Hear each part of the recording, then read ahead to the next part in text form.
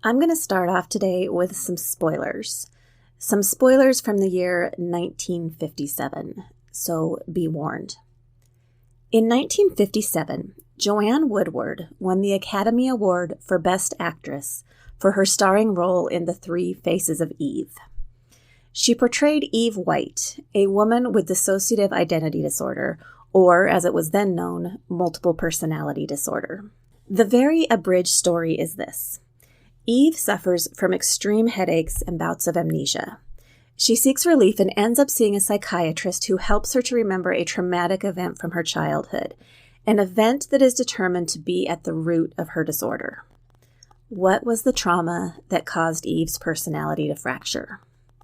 Well, it turns out that when Eve was 6 years old, her grandmother died, and Eve's family had a custom surrounding the death of relatives. When it came to family deaths, a viewing of the deceased would be held and relatives were supposed to kiss the dead person goodbye. The young Eve, though screaming in terror, was forced to kiss her grandmother's corpse. The trauma from the encounter with her dead grandmother fractured her personality and adversely affected her adult life.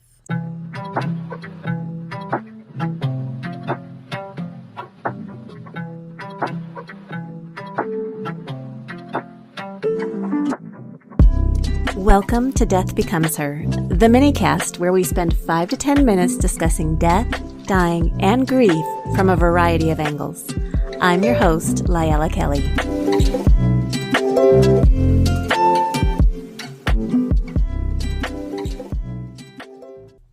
The Three Faces of Eve was based on the life of Chris Costner Sizemore. Though she did experience trauma as a child, it wasn't the sort portrayed in the movie. She wasn't a force to attend a viewing and kiss a corpse.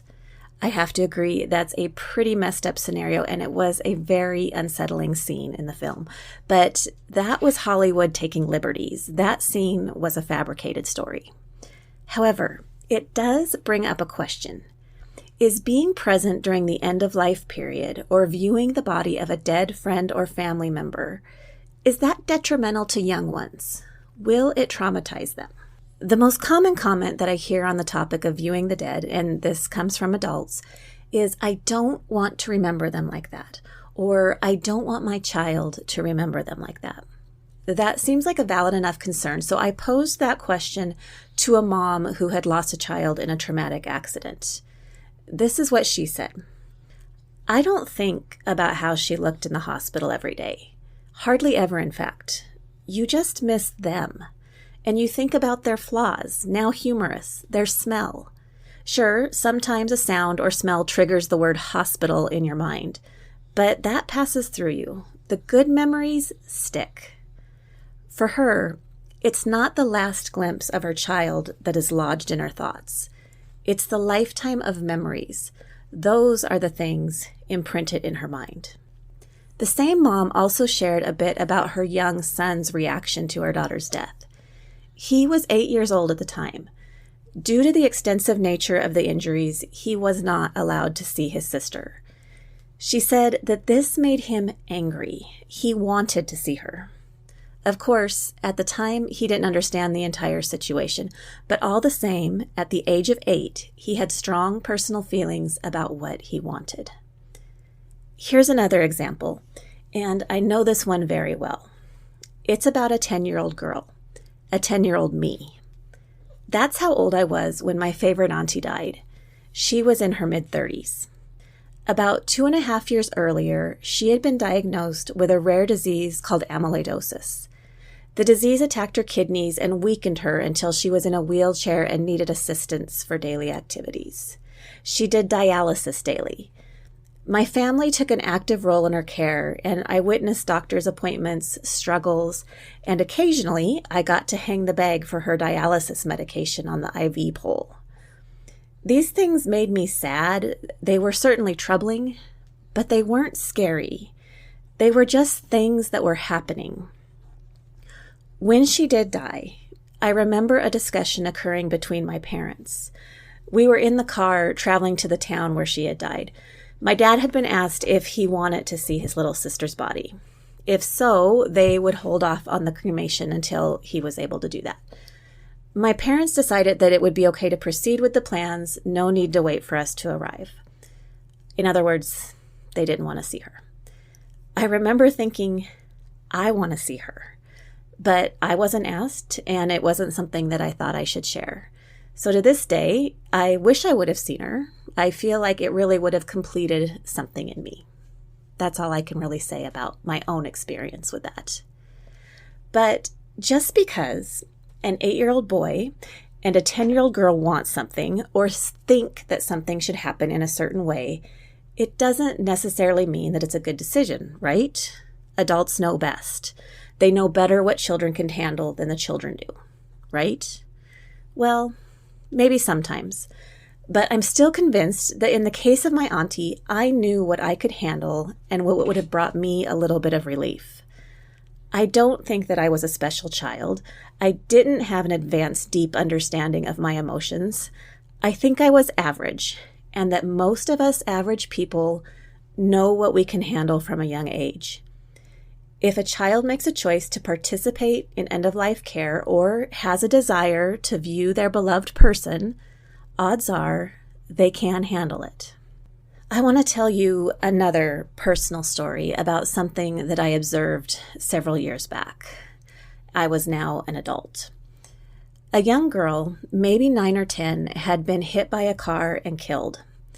Through an unexpected series of events, I happened to meet the mom just days after the accident, and I spent a little time listening to her story. And I ended up attending the viewing that was held in a small little funeral chapel. There weren't many people there. I walked in, I tucked myself into the back row, and I sat quietly just observing what was going on. I didn't have a desire to see the little girl.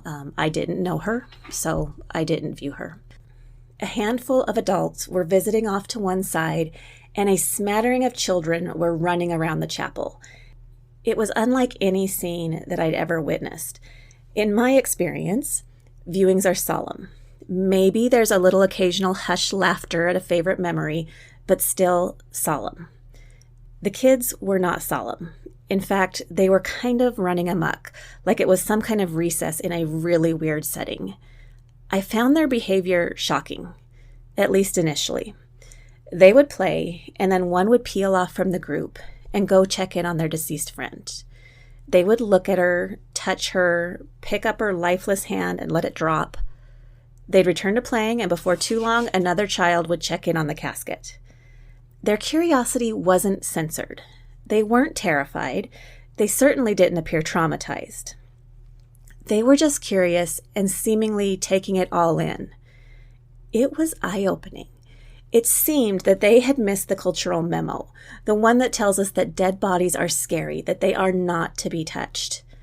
I have to say, I am really grateful for that experience. I felt like I was able to witness an unedited version of children and death. It was so unexpected and, I guess, real would be how I would describe it. I feel like I had seen an authentic human interaction with death, one not inhibited by the expectations of polite society. So, from my perspective, taking into consideration the examples that I've just shared, this is what it boils down to. And you can feel free to agree or disagree. We shouldn't make assumptions about what other people can handle or what they need when it comes to death, dying, and grief. Nor should we project our own needs and feelings onto someone else, even if they're young. That's my 2 cents. What about you? I would love to hear your thoughts on this subject. Do you have any experience with children's reactions to death? If you'd like to reach out, my contact details are in the outro, which is coming up right now.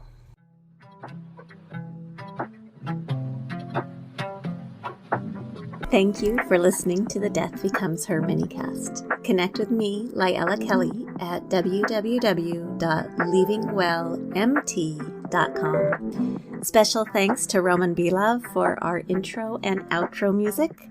Thank you for tuning in, and remember,